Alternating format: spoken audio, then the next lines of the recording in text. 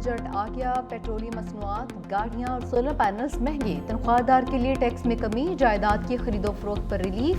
وفاقی وزیر خزانہ محمد اورنگزیب نے 17,573 ارب روپے مالیت کا بجٹ پیش کر دیا۔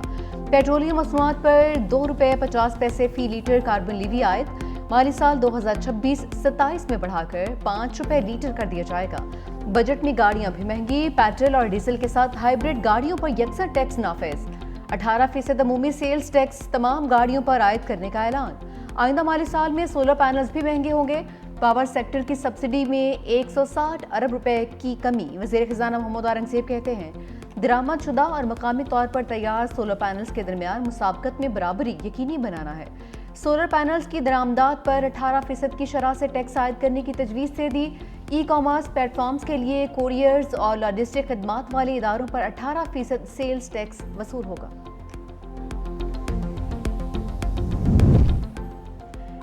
سرکاری ملازمین کی تنخواہوں میں 10% اضافہ، گریڈ 1 سے 22 تک کے وفاقی ملازمین شامل۔ ریٹائرڈ وفاقی ملازمین کی پینشن میں 7% اضافہ، اہل ملازمین کو 30% کی شرح سے ڈسپیرٹی ریڈکشن الاؤنس دینے کی تجویز۔ مرسل افواج کے افسران اور سپاہیوں کو خصوصی ریلیف الاؤنس دیا جائے گا۔ اخراجات مالی سال 2025-26 کے دفاعی بجٹ سے پورے کیے جائیں گے۔ معذور ملازمین کے لیے خصوصی کنوینس الاؤنس 4,000 سے بڑھا کر 6,000 کیا جائے گا۔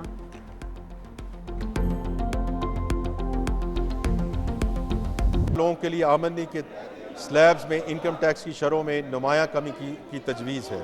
6 لاکھ روپے اور 12 لاکھ روپے تک تنخواہ پانے والوں کے لیے ٹیکس کی شرح 5% سے کم کر کے 2.5% کر دی گئی ہے۔ اسی طرح زیادہ تنخواہیں حاصل کرنے والوں کے لیے بھی ٹیکس کی شرح میں کمی کی تجویز دی جا رہی ہے۔ یہ اقدام ٹیکسوں کو منصفانہ بنانے اور ٹیکس ادا کرنے والے تنخواہ دار افراد پر بوجھ کو کم کرنے کے لیے حکومتی عزم کا آئینہ دار ہے۔ تنخواہ دار طبقے کے لیے بجٹ میں ریلیف کا چھانکا، تمام ٹیکس سلیبز میں کمی کر دی گئی۔ سالانہ 6 لاکھ تک تنخواہ دار ٹیکس سے مستثنی قرار، 6 سے 12 لاکھ تنخواہ پر ٹیکس کی شرح 2.5% ہوگی، 22 لاکھ تک تنخواہ پر شرح 15% سے کم کر کے 11% مقرر، 22 سے 32 لاکھ تنخواہ پر ٹیکس کم کر کے 23% کر دیا گیا۔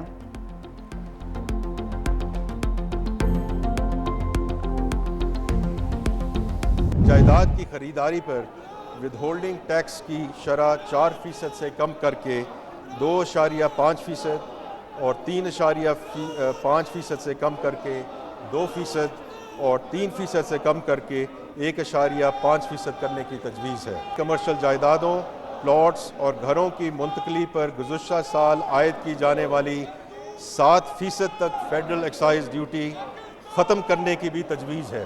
کم لاگت کے گھروں کی تعمیر کے لیے قرض فراہم کرنے اور مورگیج فنانسنگ کی حوزہ افزائی کے لیے 10 مرلے تک کے گھروں اور 2,000 اسکوائر فٹ تک کے فلیٹس پر ٹیکس کریڈٹ متعارف کرایا جا رہا ہے۔ کارپوریٹ سیکٹر کے لیے نئے بجٹ میں ریلیف، سالانہ 20 کروڑ سے 50 کروڑ آمدن پر سپر ٹیکس میں 0.5% کمی، جائیداد کی خریداری پر ود ہولڈنگ ٹیکس کی شرح بھی کم، ود ہولڈنگ ٹیکس 4% سے کم کر کے 2.5% کر دیا گیا، دوسری سلیب میں 3.5% سے کم کر کے 2% کر دیا، تیسرے سلیب میں 3% سے کم کر کے ود ہولڈنگ ٹیکس 1.5% مقرر۔ کمرشل جائیدادوں، پلاٹوں اور گھر ٹرانسفر پر فیڈرل ایکسائز ڈیوٹی ختم، 10 مرلہ تک کے گھروں اور 2,000 مربع فٹ کے فلیٹس پر ٹیکس کریڈٹ کا اعلان، حکومت کا مورگیج فنانسنگ کو فروغ دینے کا فیصلہ۔ اسلام آباد میں جائیداد کی خریداری پر سٹیمپ پیپر ڈیوٹی 4 سے کم کر کے 1% کر دی۔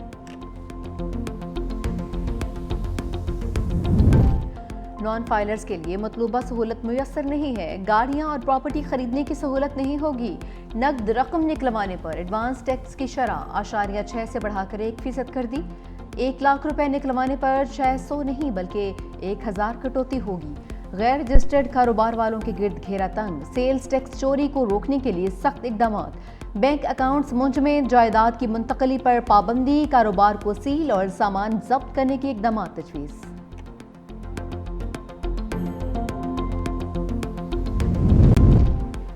اپوزیشن بجٹ تقریر کے دوران ان ایکشن، اجلاس شروع ہوتے ہی عمر ایوب نشست پر کھڑے ہو گئے، وزیراعظم کے آتے ہی پی ٹی آئی کی نعرے بازی، اپوزیشن ارکان نے بجٹ کی کاپیاں پھاڑ دیں، ہنگامہ آرائی اور شور شرابے سے ایوان گونجتا رہا، پی ٹی آئی ارکان نے ہاتھوں میں پلے کارڈز اٹھا رکھے تھے، حکومت کی جانب سے ملک ابرار، انجم وکیل کھیلداز کھڑے ہو گئے، جمشید دستی مظاہرین کی ویڈیو بناتے رہے، حکومتی ارکان نے بجٹ تقریر سننے کے لیے ہیڈ فونز لگا لیے۔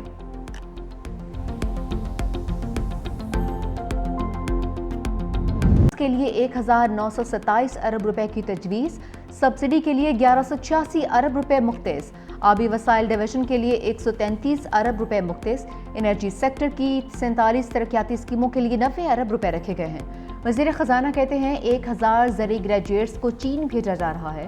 وزیر اعظم یوتھ سکلز ڈیولپمنٹ پروگرام کے تحت 4.3 ارب مختص۔ تعلیم کے لیے 112 ارب 68 کروڑ روپے مختص، اعلیٰ تعلیم کے 170 منصوبوں کے لیے 39 ارب 50 کروڑ روپے کی تجویز، سماجی تحفظ کے لیے 734 ارب روپے مختص، صحت کے 21 منصوبوں کے لیے 14 ارب 30 کروڑ روپے رکھے گئے ہیں۔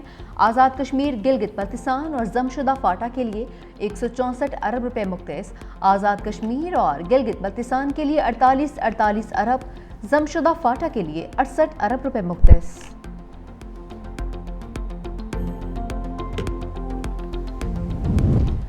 معیشت پر قرضوں کا بوجھ کم کرنے کا منصوبہ، آئندہ مالی سال قرض پر سود کی ادائیگی کے لیے 8206 ارب روپے مختص، مقامی قرضوں پر سود ادائیگیوں کے لیے 7197 ارب روپے مختص، بیرونی قرضوں پر سود ادائیگی کے لیے 1009 ارب روپے مختص۔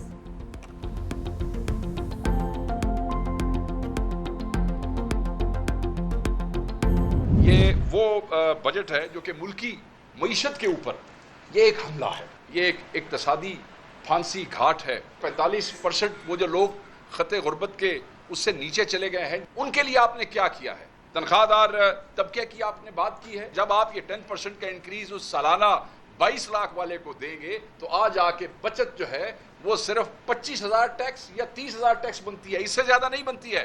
اس بے شرمی سے اچھا وہ معذرتی کر لیتے۔ آپ نے تو بیسیکلی تنخواہ دار طبقے پہ واردات ڈالنے کی کوشش کی۔ تحریک انصاف نے بجٹ کو اقتصادی پھانسی گھاٹ قرار دے دیا۔ سیکرٹری اطلاعات شیخ وقاص اکرم کہتے ہیں اس بجٹ میں عوام کو قربان کیا گیا ہے۔ سینیٹر شبلی فراز بولے بدقسمتی سے اس ملک میں بجٹ ہمیشہ اشرافیہ کے لیے بنایا گیا ہے۔ سنی اتحاد کونسل کے سربراہ حامد رضا نے 365 نیوز سے گفتگو میں کہا وزیر خزانہ کی تقریر الفاظ کا مکروہ گورکھ دھندا ہے۔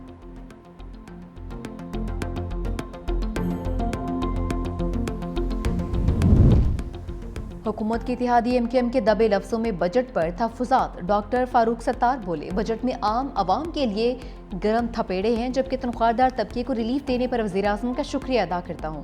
مصطفیٰ کمال نے کہا کہ پاکستان میں پہلی بار تنخواہ دار طبقے پر عائد ٹیکس کم کیا گیا ہے۔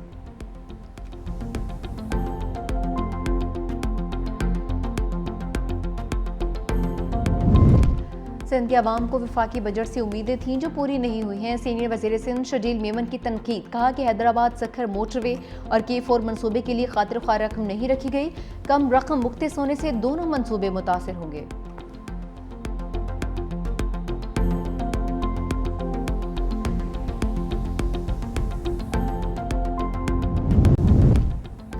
پاکستان ایسے پوائنٹ پر کھڑا ہے جہاں ٹیک آف کرنا ہے۔ وزیر اعظم کاظم وفاقی کابینہ اجلاس سے خطاب میں کہا معاشی اشاریہ مثبت سمت کی جانب گامزن ہے، مہنگائی اور پالیسی ریٹ کم ہوا، برآمدات بڑھی ہیں، آئی ٹی ایکسپورٹ میں اضافہ ہوا، عام آدمی نے قربانیاں دی ہیں، تنخواہ دار طبقے نے بوجھ اٹھایا ہے، تنخواہ دار طبقے نے خزانے میں 400 ارب روپے دیے۔ گزشتہ سوا سال میں سنگین حالات اور چیلنجز کا پوری قوم نے سامنا کیا۔ وزیر اعظم شہباز شریف کی قوم کو عید اور حجاج کرام کو حج کی مبارکباد۔ فلسطین میں جاری اسرائیلی بربریت کی شدید مذمت، بولے فلسطین میں جاری بربریت عصر حاضر کا بدترین ظلم ہے، کشمیر اور فلسطین کے عوام کو آزادی ہر صورت ملے گی، فلسطینی اور کشمیری بہن بھائیوں کی مکمل حمایت کا اعادہ۔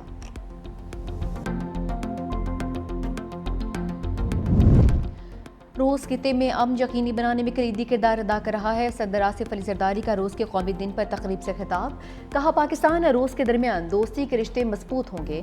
پاکستان روس کو ایک اہم عالمی طاقت سمجھتا ہے، پاکستان اور روس کے درمیان دوستی کے رشتے مزید مضبوط ہوں گے۔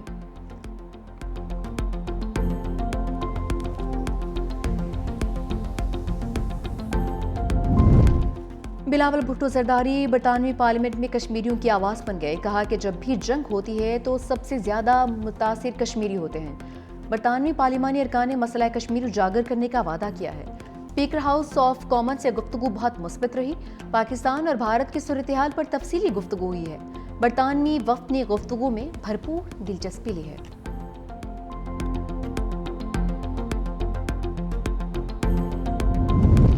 बानी तहरीक इंसाफ से वकला को मुलाकात की इजाजत न मिली। लीमा खान कहती हैं बानी को कहा जा रहा है 17 सीटों वाली हुकूमत कबूल कर लो। बानी को कहा जा रहा है अपने लिए डील करें, अवाम की बात ना करें।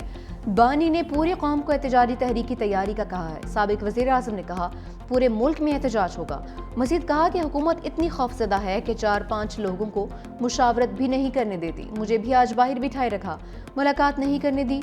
बानी ने कहा है खैबर पख्तूनख्वा का बजट टैक्स फ्री होगा। अली अमीन गंडापुर को कहा है मुआशी टीम को बजट पर मुशावरत की इजाज़त मिलनी चाहिए।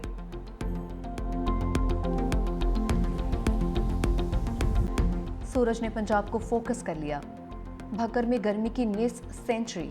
डीआई खान और नूरपुर थल में पारा 49 को छू गया। बन्नू, गुजरांवाला, हाफिजाबाद, जैकबाबाद, मंडी भावदीन और सीबी में 48 रिकॉर्ड। बहावलनगर, चहलम और सियालकोट में 47 रहा, जबकि लाहौर, फैसलाबाद, मुल्तान 46, इस्लामाबाद और पेशावर 45, कराची 34 रिकॉर्ड। शदीद गर्मी की लहर 12 जून तक जारी रहने की पेशगोई।